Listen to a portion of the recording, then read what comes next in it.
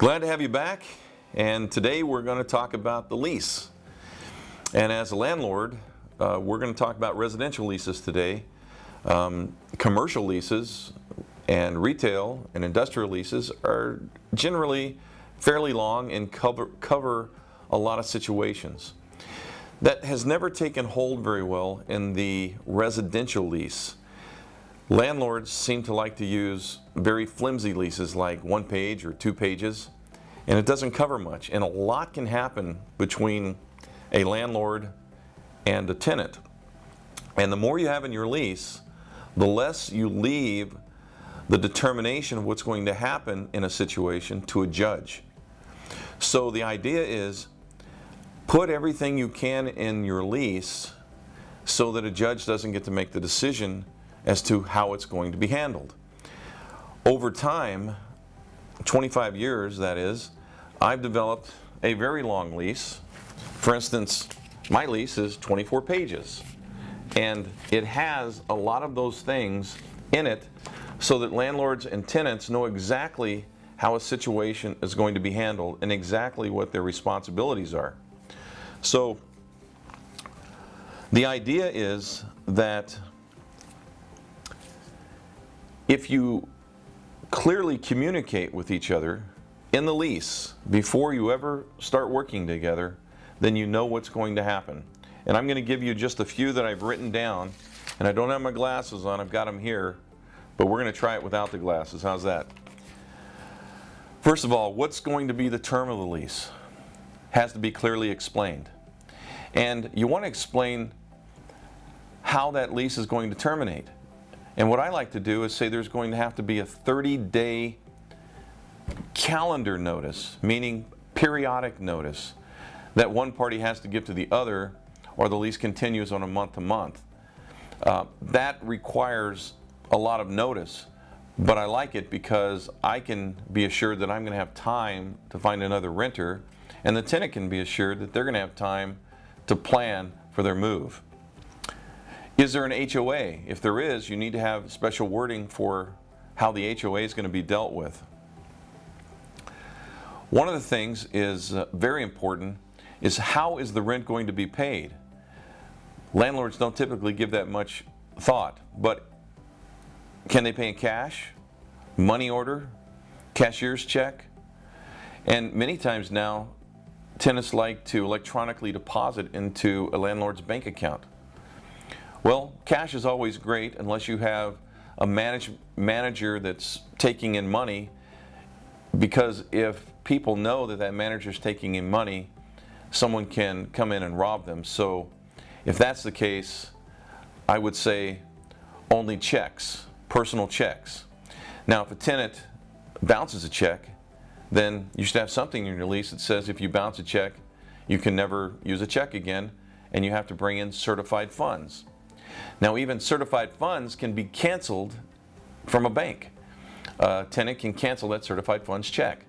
So that's an issue, but not a big one. So you go from cash to checks to certified funds. I never accept money orders because they can be canceled. And if a money order is canceled, the institution where the money order was issued takes 30 to 60 days to clear it. So never ever take money orders. And electronic deposits, I would never take electronic deposit because tenants have a habit of saying they electronically deposit money and you can't find it, or more importantly, they only electronically deposit part of the rent. And if you take part of the rent as opposed to all of the rent, some judges will say, well, you took part of the rent, so I'm not going to allow you to evict them. So we want to be careful on this issue. Talk to your attorney on this issue. You want to make sure when the rent is due.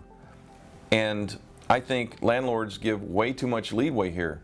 The rent should be due by 5 o'clock on the 1st. If it hasn't been delivered by 5 o'clock on the 1st, then it should be deemed late, and late fees should begin to accrue. And I don't think there should be any leeway on late fees like grace periods. The reason why is because the rent is due on the 1st. That's what almost all leases say. And like I've said many times, when you say something, you need to mean it. So if the rent is due on the 1st, it's due on the 1st, and late fees begin on the 2nd.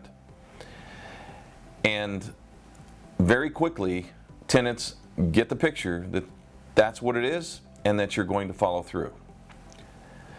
Your deposits. You need to make sure that if you have non-refundable deposits, that you actually indicate in the lease which ones are non-refundable and which ones are refundable. You also need to make sure that for things like who's responsible for cleaning the carpet, and does it have to be done professionally? We talked about the walkthrough before. Make sure you do the walkthrough together with your tenant, and make sure you do the walkthrough at the end of the lease together with your tenant. What about maintenance and repairs? Who's going to be responsible for maintenance and repairs of things like sink faucets, toilets? Is that going to be in the lease? Yes. You're going to spell out who's going to be responsible for those minor repairs. And I always have the tenant responsible for those, and I give the tenant a rent at a rate a little bit below market, so they will take care of those things. Now, a landlord's always going to be responsible for things like the air conditioner, the plumbing, unless somehow the tenant intentionally damaged them or negligently damaged them. For instance, the air conditioner. If the tenants don't replace the filters every month as stated in the lease, then the coils could go out and the tenant could be responsible for that. So make sure it sets forth exactly what needs to be done in your lease. Appliances. Well, are the appliances part of the lease, or are they just there as convenience? And you have to determine whether they're going to be part or not part. I like it where they're not part of the lease and they're there as a convenience. If the tenant wants to use them, they can use them, and then if they break them, they still have to fix them. That way, they can't say, well, you have to replace this or that. A few other ones. What about your crime-free addendum? Is that in your lease where the tenants agree to live a crime-free lifestyle and their residents and invitees will also live a crime-free lifestyle, and if they don't, that they can be evicted immediately? Make sure that's in your lease. Set forth exactly who's going to pay for utilities. Set forth who's going to pay for pest control. You should have a wildlife clause in your lease so that tenants don't try to make you pay if, for instance, a snake gets in their unit, or a skunk sprays them through the screen, or any of those kind of things where you have wildlife around. What about mold? You need to have some information and some agreements about mold and moisture in the home. Pets. Are pets allowed or not allowed? If they are allowed, you need to have a revocable pet license so that at any time you can say that pet is no longer permitted.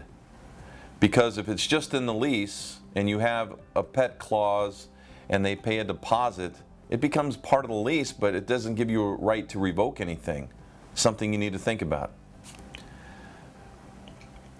What about renter's insurance? You need to require your tenant to have renter's insurance, and you need to be an additional payee or an additional insured on that policy, and they need to provide you proof that they have it before they move in. What about lead-based paint and radon gas? How do you deal with those? You need to have verbiage in your lease. What about the right of access and indemnification? You need to have information in your lease. What about attorney's fees? What about subletting and assignment? Obviously, you can't allow the tenant to sublease or assign because you don't know who's going to be in there. So you have to have something specific in the lease on this subject. What about holding over, and what constitutes a default? How are you going to deal with your notices? Meaning, when something needs to be told to the other person, how is that going to work? Your notices from your tenant need to be in writing and need to be delivered to you either by hand or by certified mail, receipt requested, because you need to have specific proof that you sent it, so that the tenant can never say, oh, I never got that, I don't know anything about it. Because when you have proof that it was delivered, you're in much better shape. So these are some of the things that a lease needs to include so that you're protected. Because when a judge starts looking at your lease, when a situation arises, you've got to make it easy for the judge. And if you have a lease that covers it, the judge can simply read it and say, well, this is pretty easy because the lease says that this is how it's going to be dealt with. So good luck out there and get those leases updated. Thanks a lot.